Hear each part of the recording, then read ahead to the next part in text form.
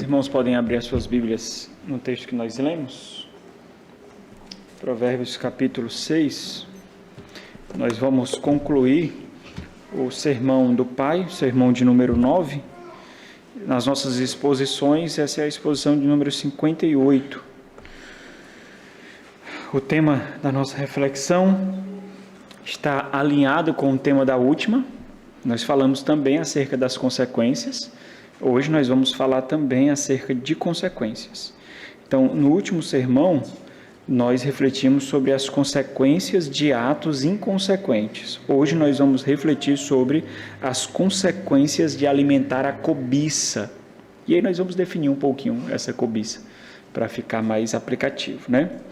O texto da exposição é especificamente o versículo 34 e o versículo 35, que diz assim: porque o ciúme excita o furor do marido, e não terá compaixão no dia da vingança. Não se contentará com o resgate, nem aceitará presentes, ainda que sejam muitos. Vamos orar mais uma vez, irmãos. Nosso Senhor, nós carecemos da iluminação por meio do Teu Santo Espírito, ó Deus. O agir do Senhor precioso em nossas vidas, para que rompa todas as paixões do nosso coração e a Tua voz seja absurdamente atrativa a nós, ó Deus. Que a Tua voz seja irresistível aos nossos anseios, aos nossos desejos, ao nosso coração, meu Deus. Fala poderosamente conosco, por meio da fiel exposição do Senhor apenas, ó Deus, da Tua palavra. Rogamos a Ti, ó Deus da glória, em nome de Jesus. Amém. As consequências de alimentar a cobiça. Lembrando um pouquinho a síntese do último sermão, irmãos. Nós observamos ali as consequências de quando alguém age cegamente para satisfazer necessidades não pastoreadas. A nossa carne, ela suscitará necessidades, irmãos, isso é natural. Nós ainda não estamos livres da influência do pecado, dos efeitos do pecado. Embora o pecado não tenha mais poder sobre nós, domínio sobre nós, os cristãos, obviamente, nós não somos mais escravos do pecado, o pecado tenta nos seduzir. É natural que isso aconteça. E ele tenta nos seduzir constantemente, observando áreas não pastoreadas no nosso coração. Ele busca pontos de contato do nosso coração com o mundo. São pontos de contato. Anseios mundanos que nós alimentamos, desejos egoístas que nós alimentamos, esses são pontos de contato. Por isso que é muito absurdo nós vermos cristãos tendo os mesmos anseios de pessoas mortas, os mesmos anseios de mundanos. É estranho demais.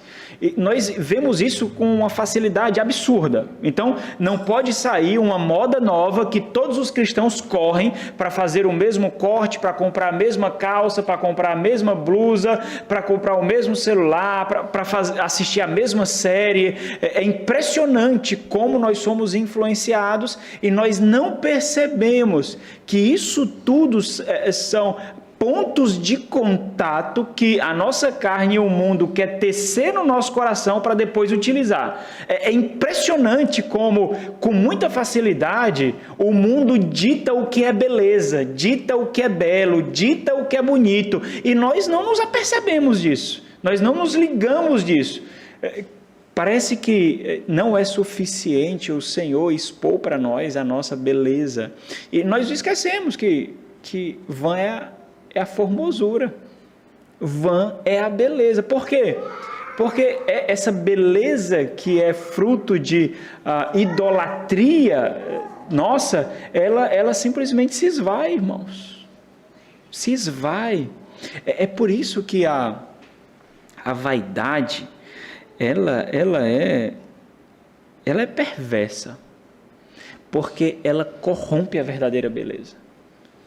Ela A vaidade faz com que mulheres, ao invés de uma atmosfera feminina, criem em si uma atmosfera sexual, irmãos, de sedução sexual, por causa dessa confusão, por causa da sua falta de convicção, por causa da sua falta de discernimento. As irmãs muitas vezes não conseguem ter o discernimento do que é ser belo e do que é ser sensual, porque escuta a voz do mundo constantemente. E é impressionante como isso acontece, mas nós não fazemos essa reflexão por causa de áreas não pastoreadas no nosso coração. Essa sagacidade ela é utilizada de forma muito perspicaz pelo pai aqui, porque ele toca justamente nessa área sexual. Quando ele fala das lisonjas da mulher, ele está falando de quê? Está falando de sedução. As lisonjas, as palavras doces daquela que seduz. Ora, essas palavras doces são doces mesmo, irmãos. Não tem amargor, não tem espinhos, mas aí vem o discernimento, a percepção. Então, nós observamos as consequências justamente de áreas não pastoreadas do coração. São esses pontos de contato. Ora, se nós percebermos, irmãos, o contraste que foi feito, o ladrão, ele possuía necessidades reais, óbvio. Agora, essas necessidades reais não lhe fornecia licença, não lhe dava a permissão de agir pecaminosamente. E talvez, irmãos, é isso que nós vacilamos. Nós pensamos que se nós tivermos uma desculpa plausível, se nós tivermos uma argumentação plausível, então nós seremos desculpados das nossas ações. No final das contas, o ponto aqui do sermão do pai é justamente que não adianta quão belas sejam as suas argumentações, as consequências virão.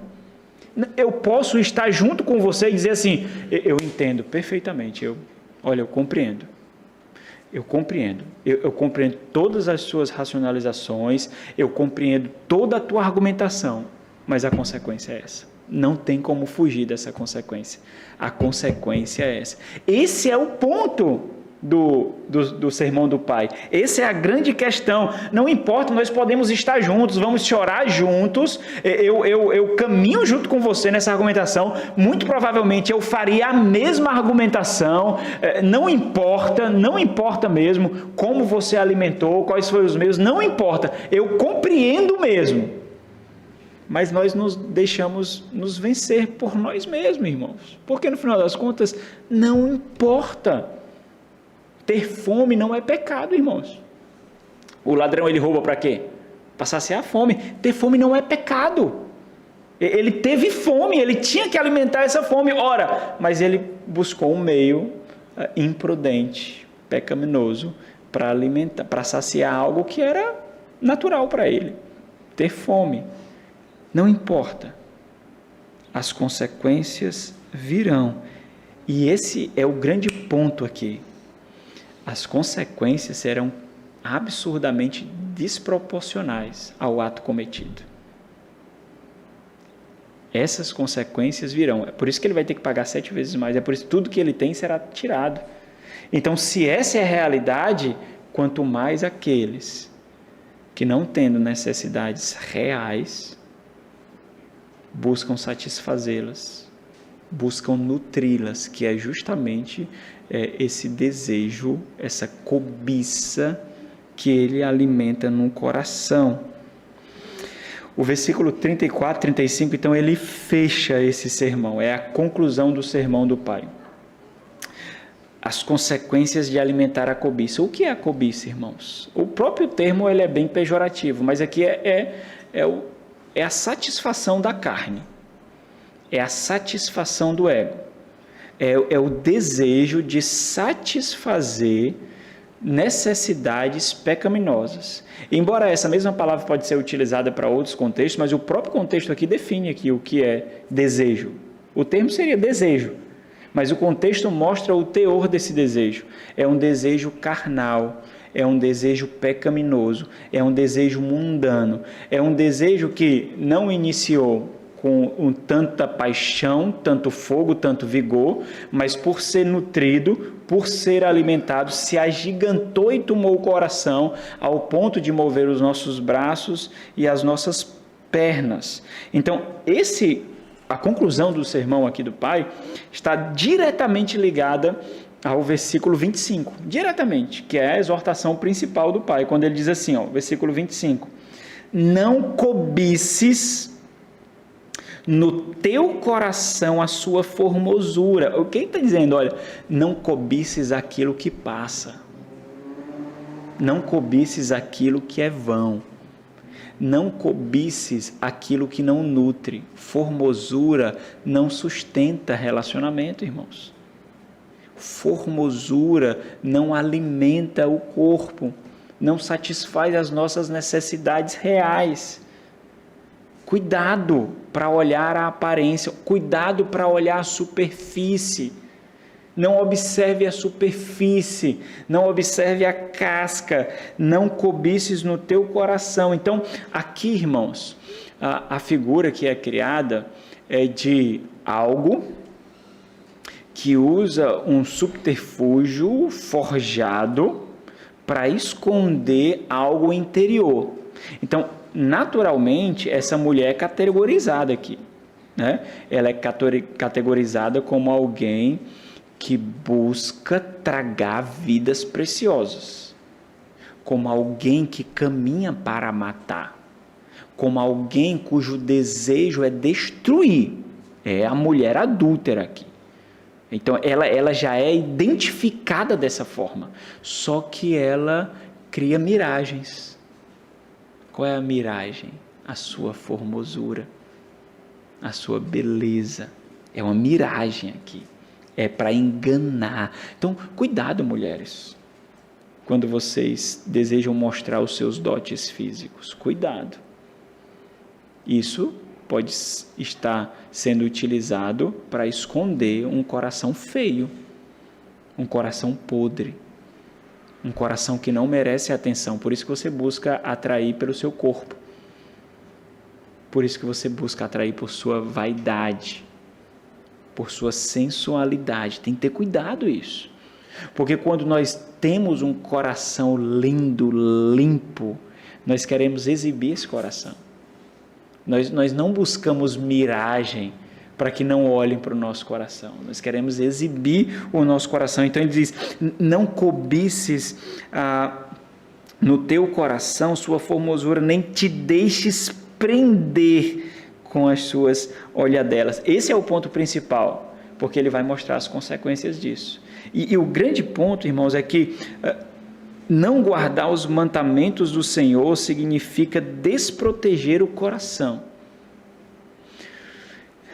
Não é por acaso que há a cobiça. A cobiça é justamente por causa do vazio que existe no coração. E o vazio que existe no coração, que é o deleite, lembra lá do Salmo 1, seu prazer está na lei do Senhor, e ele medita nela dia e noite. O prazer, satisfação, contentamento, gozo. Então, por causa desse vazio, outras coisas ganham lugar no coração. Observa o versículo 22 aí, quando ele diz, porque o mandamento é lâmpada, quando caminhares, isso te guiará, o quê? Os mandamentos do Senhor. Quando te deitares, te guardará.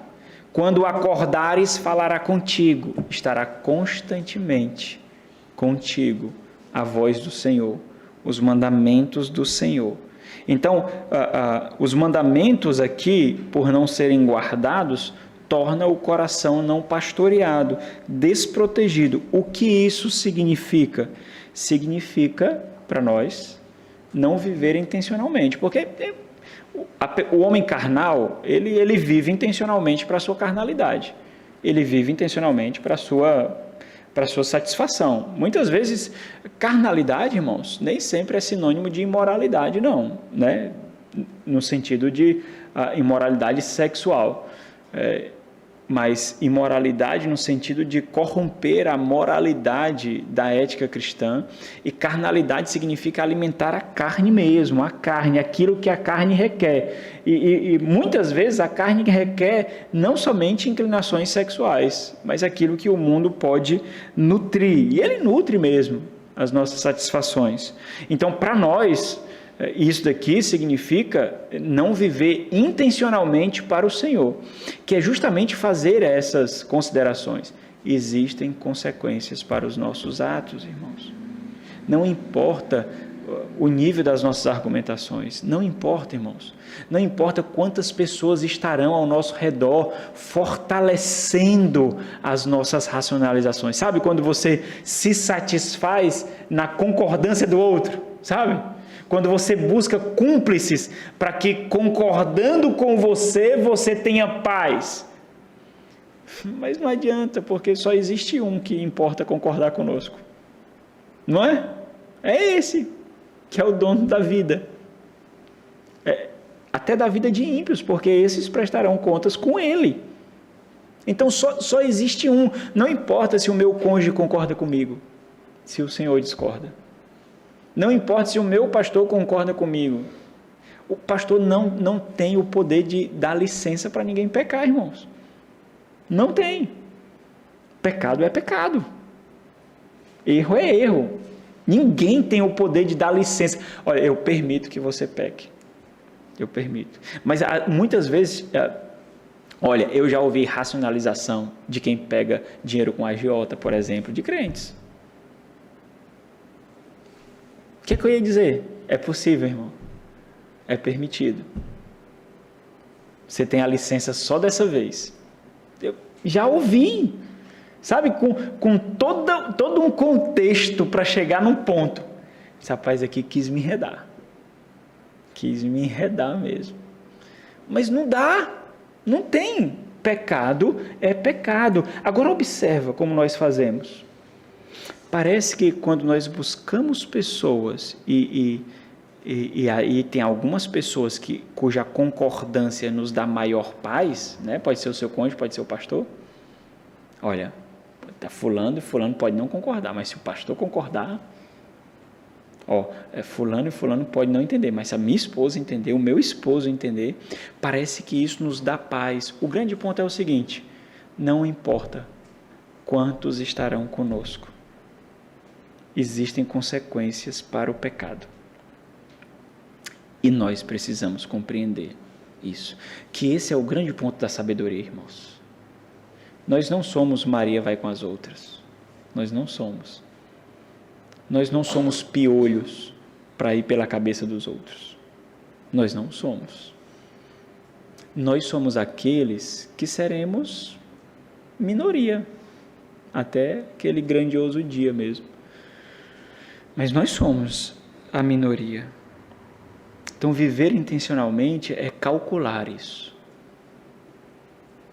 Calcular as consequências dos nossos atos. O que significa alimentar o que a carne deseja, irmãos? O que significa alimentar o que o mundo exalta? Irmãos, observam isso, por favor. Observa isso. É muito importante entender isso. Nós somos de outro mundo, irmãos. Nós somos de outro reino. Nós temos outro coração, outra mente. Essa não é a nossa pátria. Alimentar o que esse mundo exalta testemunha fortemente contra nós, irmãos. Absurdamente forte contra nós. Nós temos que entender isso. Então, alimentar essa satisfação carnal é estar diante do trono da glória, depondo contra nós mesmos. Então, cada satisfação carnal que nós alimentamos é uma placa de acusação contra nós que nós colocamos sobre a nossa cabeça diante do tribunal de Cristo. Que significa, que equivale a ser tolo. Tolo. Olha o versículo 29. Assim será com o que se chegar a mulher do seu próximo, a mulher que não é tua, a mulher que não te pertence, aquilo que não é devido a ti, não ficará sem castigo todo aquele que a tocar. É contabilizar. Não é isso que nós temos feito no final do ano, irmãos? Contabilizando. E quantos daqueles que já foram visitados aqui já identificaram ações não contabilizadas, irmãos? Quantos? Quantos puderam ser conduzidos por aquela conversa a observar que isso daqui eu não imaginei não. Isso aqui E o pior, quantos contabilizaram e mesmo assim fizeram? Quantos? Eu sabia. E aí? Por que não fez nada? Tem o que falar? Tem o que para falar, irmãos?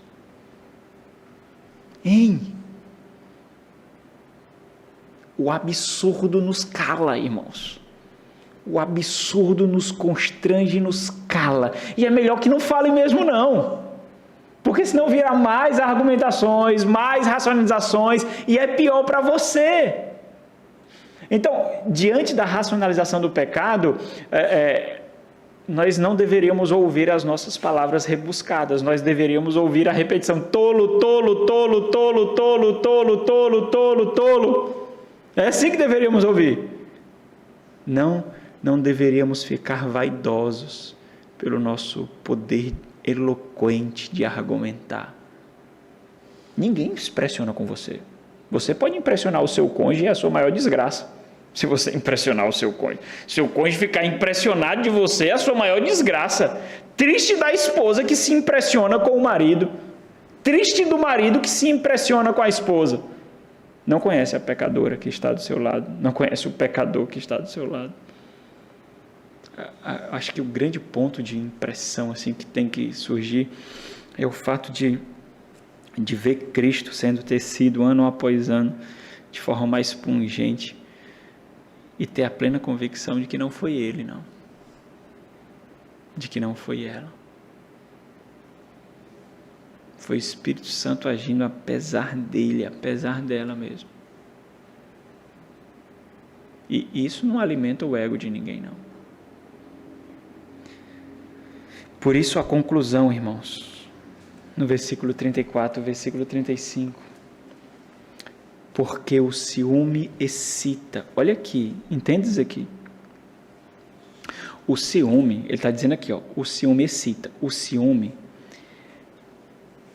vai criar prazer pela vingança. É isso que ele está dizendo. O ciúme excita. O ciúme cria satisfação para a ira. Sabe as pessoas quando ficam iradas e tomam atitude e depois se arrependem da atitude tomada? Aqui é o contrário. O ciúme, aquela sensação de ter sido fraudado, de ter a sua honra manchada, vai criar satisfação quando essa ira for executada. Ele não vai ficar com arrependimento, ele não vai ficar com peso na consciência, virá a satisfação de ver você pagando pelos seus atos inconsequentes. Satisfação, o gozo de ver você pagando por aquilo que nutriu imprudentemente. E aqui a ação é de que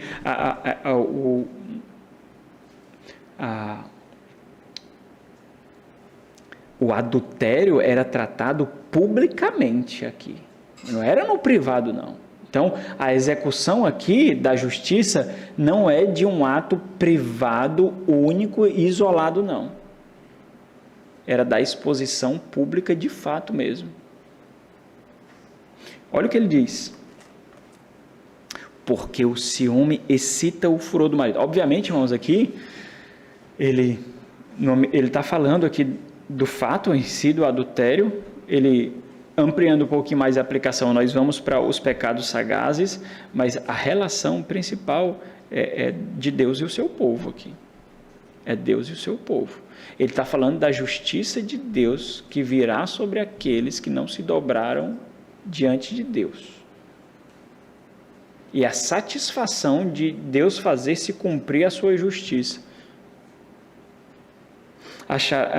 Porque o ciúme excita o furor do marido e não terá compaixão no dia da vingança. Não se contentará com o resgate, nem aceitará presentes, ainda que sejam muitos. Então, viver alimentando a cobiça, irmãos, os prazeres do ego, os prazeres da carne, significa destruir todas as possibilidades de misericórdia. Eu vou dizer o que nós fazemos quando nós alimentamos imprudentemente. Nós não pecamos sem saber, irmãos. Nós não pecamos sem saber. Dificilmente nós somos pegos de surpresa pelo pecado. Dificilmente nós somos. E dependendo da igreja que você está, é mais difícil ainda disso acontecer. Então, deliberadamente você alimentou. Voluntariamente você nutriu. Mas para você sempre resta um último recurso. Qual é o último recurso? Vitimismo. Autocomiseração. O que ele está dizendo aqui é que isso não vai colar. Não adianta. Você não é vítima. Você não é vítima. Sabe o que mostra que você não é vítima? Porque você sentiu gozo nisso. E era para você ter percebido que aquilo que estava dando satisfação à sua carne não vinha de Deus. Você sabia disso. Você sabia. E o subterfúgio do vitimismo, da autocomiseração, é mais uma estratégia carnal que você está utilizando. Mais uma. Você sabe, o seu filho faz isso. Não faz não? Faz. O meu faz. Faz. Eu quero fazer. Até eu dar um tapa na minha própria cara. Você acorda, bestado. Não cola não. Não cola não. Talvez você deveria fazer isso. Quantos chegariam aqui de rosto inchado? Blush. Blush no rosto, irmão? É, né? Esse é o ponto. Se você compreender isso, você vai cair menos nas suas armadilhas. Você não é vítima. E isso é testificado pelo fato do prazer que você desfrutou no pecado. Por isso que lágrimas podem ser utilizadas maldosamente, irmãos. Olha, e você sabe disso mesmo. Lágrimas não deveriam comover tanto assim, como comovem. Porque quando você contrasta as suas lágrimas pelo prazer que você sentiu no pecado, as suas lágrimas desaparecem. Porque você teve gozo na maldade. Teve gozo. E nós estamos olhando aqui, não foi um pecado repentino, foi um processo de sedução e nutrição. Sedução e nutrição. E em cada passo você sentiu gozo. Deixou-se ser seduzido. Deixou-se ser levado. Se envolveu. Foi tomado e executou. Não foi pego na hora da execução e desfrutou do pecado, desfrutou do pecado, baixou as suas guardas e se deleitou na carne. E aí é pego. E o castelo de gozo que você construiu veio abaixo. E aquilo que você entendeu que era felicidade, que era realização, que era satisfação, desmoronou assim. Quando você encontrou pessoas que não estão comprometidas com a sua carnalidade. Aí caiu. Porque às vezes a gente consegue, irmãos. A gente consegue fazer, sabe o quê? A gente conquista o nosso cônjuge para isso.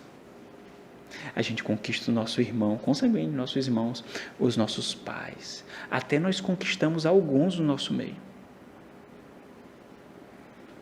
Mas quando você se depara com pessoas que não estão comprometidas com a sua carnalidade, com o seu mundanismo, aí você se lasca todinho. Aí você se arrebenta todinho. Você percebeu que não adianta.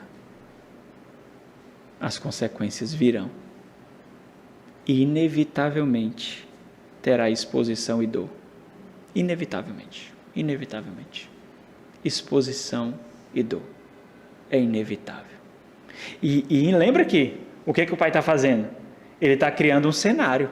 Isso aqui não aconteceu ainda não. Ele está falando isso justamente para não acontecer. Ele está criando um cenário. Ele está colocando diante dos olhos para que sensibilize o filho. Por isso, irmãos, observa isso. O pecado que é utilizado aqui para nos ensinar isso é o adultério. Por quê, irmãos? Porque esse é o maior pecado de Deus, do povo de Deus para com Deus. É o maior pecado.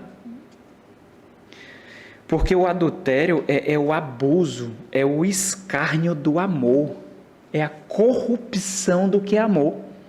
Porque o adultério é o abuso, é o escárnio da confiança, da graça, é tripudiar na misericórdia, é corromper a fidelidade, é quebrar o pacto.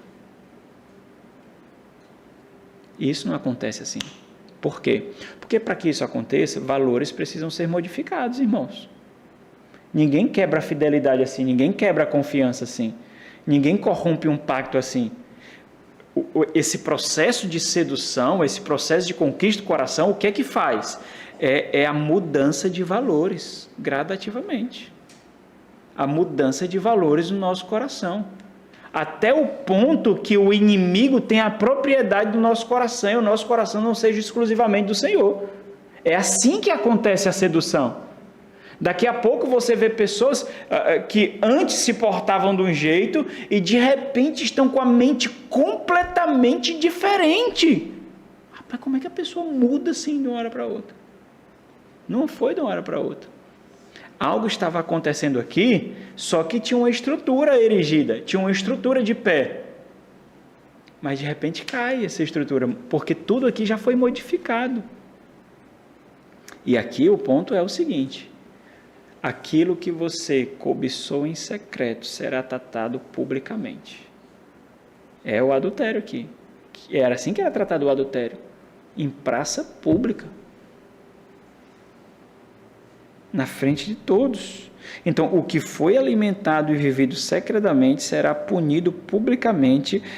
E entenda, essa é a vergonha que nós receberemos por alimentar atos inconsequentes. Por alimentar cobiças, por alimentar satisfações carnais, nós seremos envergonhados. Nós seremos. E dependendo do pecado, irmãos,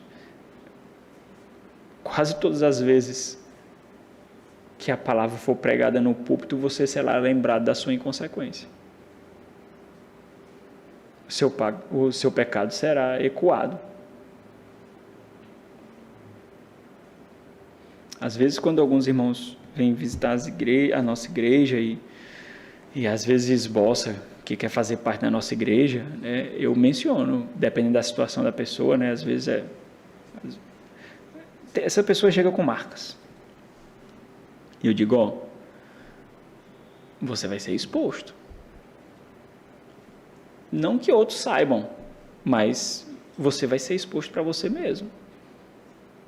Porque o púlpito vai denunciar constantemente esses atos, vai expor essas marcas.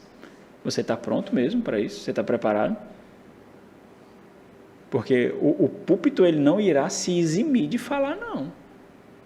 Agora você tem que saber receber isso. Porque não vai ser uma indireta, não vai ser...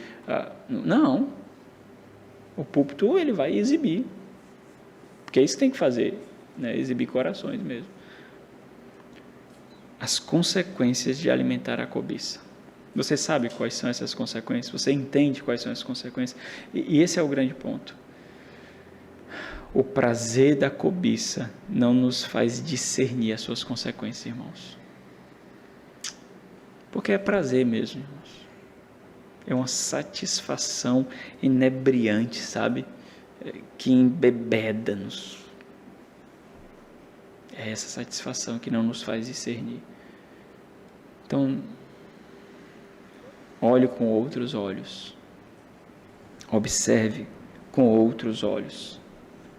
Para que você não receba as consequências de atos que você não contabilizou. Porque eles virão. E invariavelmente atingirá outros ao seu redor. Isso também não é calculado. Isso não é calculado. Você pode matar o seu filho, sabia? Você pode matar o seu cônjuge, sabia disso? Você pode matar. Você pode matar o seu irmão. E chega a um ponto, irmãos, que a execução é feita e não tem mais nada que possa fazer. Apenas juntar os cacos e tentar recomeçar de novo. Mas as marcas ficarão. Algo que eu gosto de repetir, eu tenho repetido mais nos últimos tempos aqui, né? Não confunda misericórdia com impunidade. Não confunda isso. Misericórdia não é impunidade. Porque no dia da execução, o vitimismo e a autocomiseração não têm poder para segurar o martelo do juiz. Ele simplesmente bate. E acabou. É assim que será naquele grande dia. E é assim que a gente experimenta a nossa vida aqui. Vamos orar. Nosso Senhor, Deus de graça e misericórdia, perdoa-nos por nossa imprudência, Deus, por nossa inconsequência.